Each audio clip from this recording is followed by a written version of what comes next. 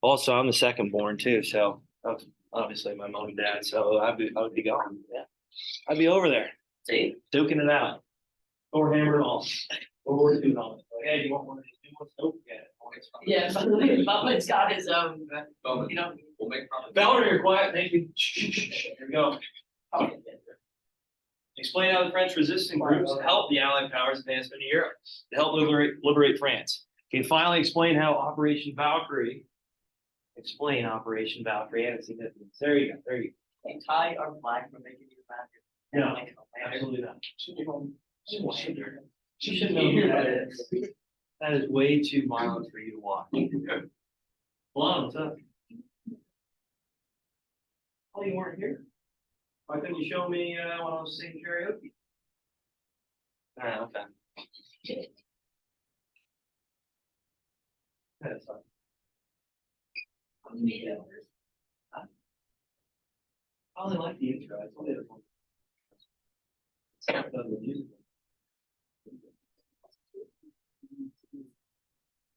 What were you saying? We're going to do. What's my age again?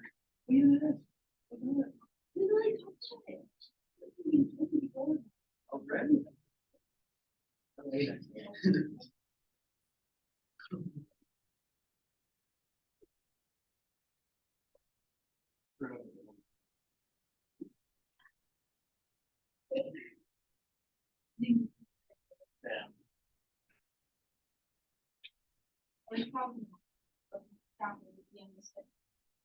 Yeah, that's true. Oh, no. That's amazing. They're always fighting. Is there a meet tonight? Yes. Hi.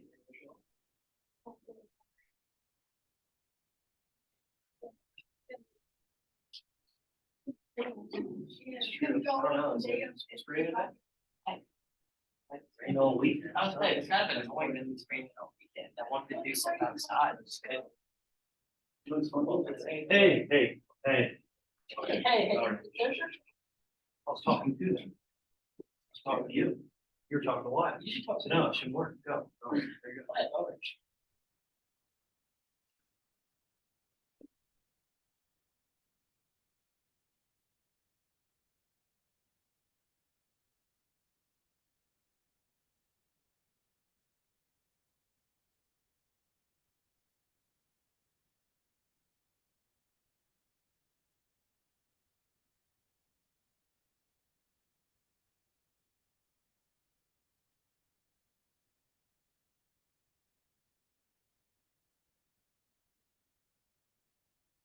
All right, so let's go over this here real quick. Sorry, I had to go get that. That's printed out. There. Archery field trip. Yeah, that'd be cool. Congratulations. Awesome. All right, here we go. French resistance groups. Hey, you don't see yourself, you okay? All right, French resistance groups. Here we go. What's going on here? So after the D-Day invasion, well, during the D-Day invasion, how did these groups help when it came to this Allied invasion? For the Allied troops breaking that Western wall, the Allied, well, obviously the Axis wall there. What do you got here, Chris? Basically, just a lot of sabotage, disrupting supply lines and assassinating leaders. Awesome, good job, good job. So yeah, when it comes to really disrupting communication, destroying a lot of communication lines, railroad beds, roads, bridges, okay, trying to disrupt the means of communication and distribution of supplies and materials to the front lines at Normandy. So yeah, when it came to these groups, they were very successful, and they don't get a lot of credit. You don't hear too much about them. But with these resistance groups, they would mix in the population, okay, of the civilians in France, and they would oftentimes drive by shootings, different types of bombings on many of these high-ranking officials of the German army in Paris and many different locations throughout France. So these groups were very successful in taking out and disrupting a lot of supplies, materials, communication in the German army. All right, so with French resistance groups, there's many other stories that you guys can look into.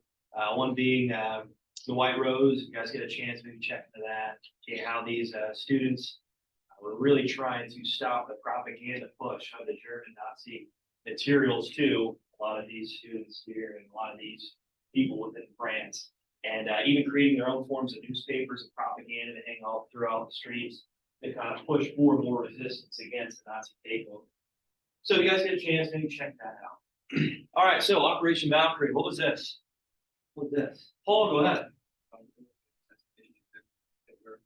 The idea was that once they died, the reserve army could take over Germany. Good. And round up the Nazi officials, the SS, SA, and then maybe put an end to the war. All right, so with Operation Valkyrie, this was a plan, right? This was an operation here that would take effect if Hitler would die. The goal is to try to get Himmler in there too, the second in charge. Hitler, crazy duo, the names of them. So the goal is to get them both, but Himmler wasn't at the negotiations out in Wolfslayer way out in Poland, right? This remote location. And we talked a little bit about how it was supposed to be within a bunker where there's no windows, no doors, and that explosion would probably take everybody out. But because of how hot it was in the summer, they decided to go inside a room where there was windows and doors. And with Stauffenberg, he was leading this charge here to try to prime and start these C4 fuses. He only could arm one of them, which is what it is. He was actually dismembered from a lot of the battle going on in North Africa as the war started. So he only could arm one of the C4 devices, and he actually placed a briefcase right where Hitler would stand, and he moved down to where he would be located, and at the briefing room around this huge oak table. And as Hitler was walking in, well, obviously one of the guards saw his briefcase there. It's like, you know what, your briefcase is down here with you. So he's like, oh, darn, this explosive is further away from the target, but it should still work. Right? But as we know, Stauffenberg would leave the meeting, which is unheard of. You should never leave a meeting with Hitler there, right? Obviously the fear of being there. And he leaves and sends a message back home to initiate Operation Valkyrie. And he flees the scene, flees the bunker, the Wolfslayer. And as he gets on, well, as he's leaving, he sees the explosion happen. It's like, oh, you know what? This is going through. Hitler's dead. Right? Operation Valkyrie's in effect. As he's flying his plane back to Berlin, he lands. The Reserve Army actually rounded up a couple of the SA, obviously divisions in Berlin. And it looked like this was going to go through, and all of a sudden, the phone rang, and it was known that Hitler is still alive. He survived the assassination attempt.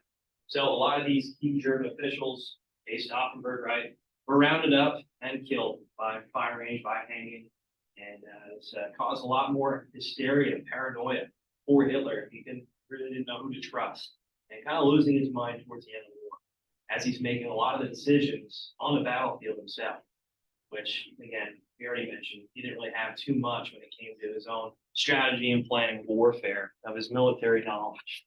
So things were just going and getting out of hand for Hitler here. All right, so Operation Valkyrie, one of the assassination attempts, that was pretty close to working.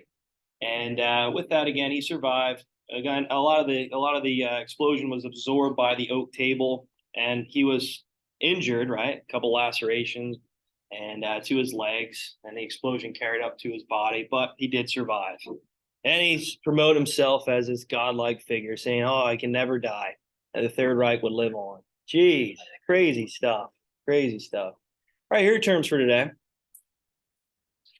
So today we're going to talk about this last major offensive in Europe. Are you good? What are these outbursts happening here? Are you all right? I said just put the slides away. I don't want to see them in here. How about you put it away, pal? All right, Battle of the Bulge, Siege of Bastogne. And then I want to talk a little bit about the ME-262, which is a jet fighter. So how technology's really taken over here towards the end of the war.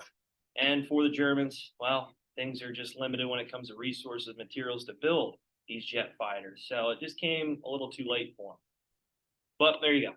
There are your terms.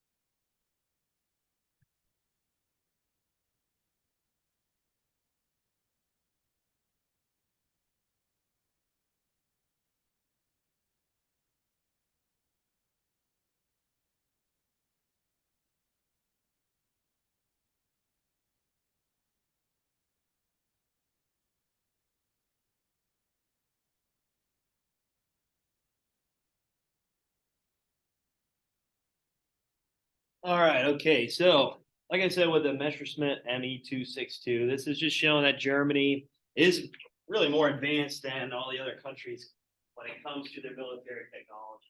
All right, with the ME-262, this is the first jet fighter, first jet plane the world's ever seen, and obviously in the air, you just fly a lot faster than the Allied powers, what they could come up with at the time. So with these fighter jets, okay, it's going to change what warfare looks like forever. And obviously, we use jet planes today when it comes to our reconnaissance, when it comes to, let's say, dogfights in the air, they just fly a lot faster. And for the ME-262, these were bombers as well. So they could have put different types of bombs onto them and just zoom right by the opposition, like they're standing still. And with these ME-262s, they just really changed the game. All right, one thing to note too, though, is that towards the end of the war, by 1944, we were continuing to bomb Germany to try to eliminate their production. So it just came a little too late. We did talk about V-2 rockets a little bit earlier in the year when we talked about the Blitz, okay, and how towards the end of the war, Germany was investing a lot into rocket technology. So yeah, this will propel us after the war to actually go along and try to capture some of these key Nazi scientists that were developing this technology, and this will be the birth of the space race already, right after World War II. So again, putting a man on the moon, trying to beat the Soviets to doing so, and just to advance ourselves into this last frontier of space. But with these new forms of technology, they're just limited. Germany just didn't have enough resources to pump out as many as possible to win this war effort. So yeah, they were advanced. Yeah, when it came to taking out some of these Allied planes in the skies, they were very successful. But when you have one of them, obviously going against 20 Allied planes, they're just too low in numbers. The quantity just wasn't there. So again, towards the end of the war, they were developing these new forms of technology, but it was just a little too late. All right, so with the Battle of the Bulge, like I mentioned with Germany, they're on the decline. They're on the run, right? Obviously, the Allied powers are pushing from the west, Great Britain, United States, and now France here as it's liberated, right? In the east, we have the Soviet Union, and they're pushing in. And we're going to talk here, towards obviously throughout the progression this week, how this is going to be a race to Berlin. Who can get there first? For the United States, for the Soviet Union, they already see this as the next competition with the Cold War, right? So I know even before World War II is over, these two superpowers to be will already be looking to try to expand their reach, expand their influence all throughout Europe. So with that, we'll mention who gets there first. We'll mention about the Battle of Berlin, and we'll even kind of shape what we're going to talk about later in the years before war. All right, so last thing here with the Battle of the Bulge. So as Hitler's seeing everything closing in on him, he decides to try to make an all-out effort, his last-ditch effort to try to break up the Western Front. Right? He realizes that communism is going to be the next villain, right? The next enemy of the United States, and democracy, capitalism, obviously to the West, for the U.S., for Great Britain. Obviously, we know that Hitler hates communism.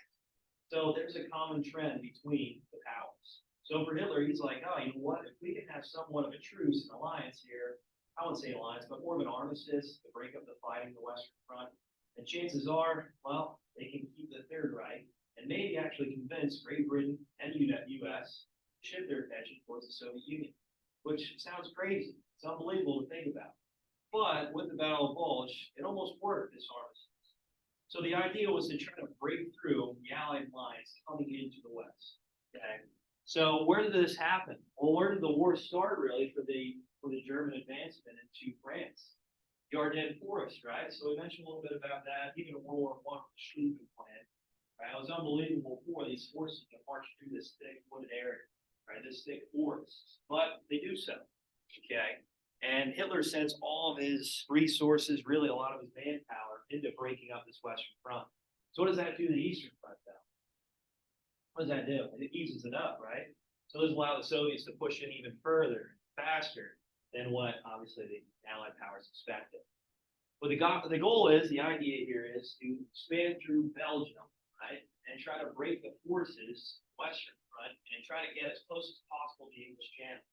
If they get to the English Channel and fortify those beachheads there, a little bit above Normandy, okay, obviously more in Belgium at this point, then they can stop the resources flowing into the Western Front. They can stop the resources aiding Great Britain, aiding the United States. and maybe see somewhat of a ceasefire, somewhat of an armistice. And if that happens, then chances are Germany can live another day, and that Western Front will be alleviated. Then he can send all his resources and materials to try to fight the Soviets, the true enemy, right? So that's where it's going.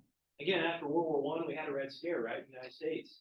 Even after World War II, well, the next enemy is communism. So there was a lot of belief, a lot of thought that maybe that this would work.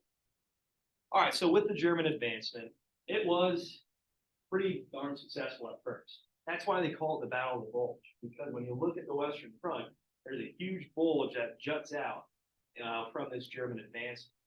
Okay, they pushed deep far into the Western Front and actually pushed the Allied powers back pretty far.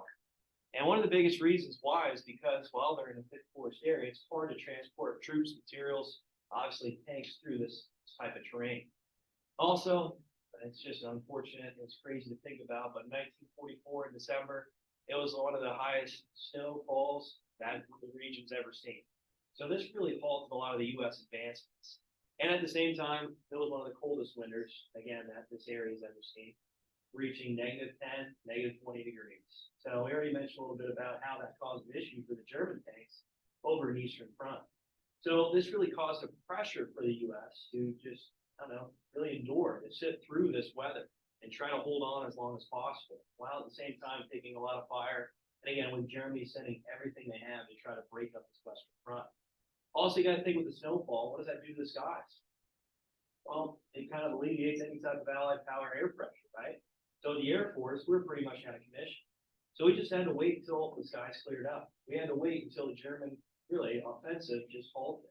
So that's why Germany was so successful.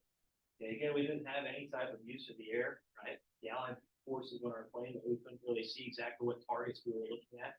And again, with the heavy snowfall and with the cold weather, this just halted our advance. So there's a lot of stories, a lot of experiences. Again, with the 101st Airborne, if you guys ever watched that series, Band of Brothers, it talks a lot about Bastogne and siege on Bastogne, as 101st Airborne was trapped there in Belgium at Bastogne. The German army was literally surrounding them, okay, trying to cut them off. And then eventually, we'll see Patton come in with his tank division and save the day, right? So it's one of those things where, again, we just need to wait until cloud cover dissipated. We need to wait until the weather kind of held off, and until Germany really ran out of resources. A lot of these tanks just fell apart, really, when it came to lack of oil, lack of fuel. Right? So as these tanks were sitting stationary, well, again, just a matter of time until we continue this pressure. Also, the Germans were actually switching different types of road signs around too. So when it comes to logistics, it was tough for us to manage which road to take, which way to go through this forest area. We were lost, right? It's not like we had satellites or anything back then either. So it was one of those things where, again, with the Germans switching these road signs and confusing our advancement, eventually it just came to a halt.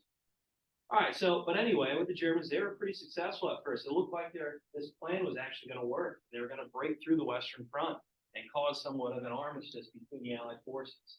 But eventually, like I said, once the skies cleared up, we were allowed to use our Air Force, have constant bombardment on the German advancement. And eventually, right, with Patton, remember talking about George Patton, North Africa Operation Torch. Well, he comes in and saves the day too with his tank divisions and puts an end to Germany's advance. One thing to note too is that Germany has created these Tiger II tanks, okay, putting them into the battlefield, okay, putting them into warfare at this point too with the Battle of Bulge. Again, a little bit too late, right? A lot of our tank designs are based off of this tank today, which is crazy to think about how advanced they were at the time. But again, with low resources, low fuel, and how good is a tank if it's just running out of fuel, right? When it's just not operational. All right, so anyway, with the Battle of Bulge, for the United States, okay, we did take our licks here, right? This is one of the battles where we were actually pushed back pretty far into Belgium. And it just goes to show really where Hitler's at, where the German army's at. They're trying to throw everything they can to try to break this front and hope and wish, right, that they would maybe have somewhat of an armistice with the U.S. and Great Britain so they can focus their attention on the Soviets. They actually thought that we'd team up with Germany to continue with the Soviets against the communists. Pretty wild to think about. But anyway, it was close to happening. Close to happening. All right, so we will talk about the end of the war here soon in Europe. Okay, we still got to transition over to Japan. We got to transition over to the Pacific. But in any case, you can see where this is going. This war is going to come to a close.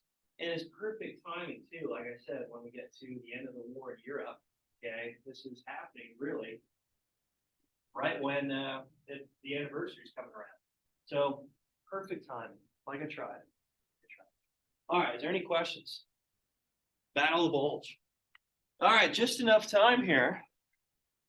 Just enough time here for an assignment.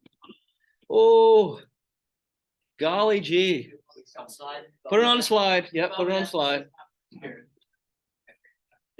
you repeat that? All right, so here we go.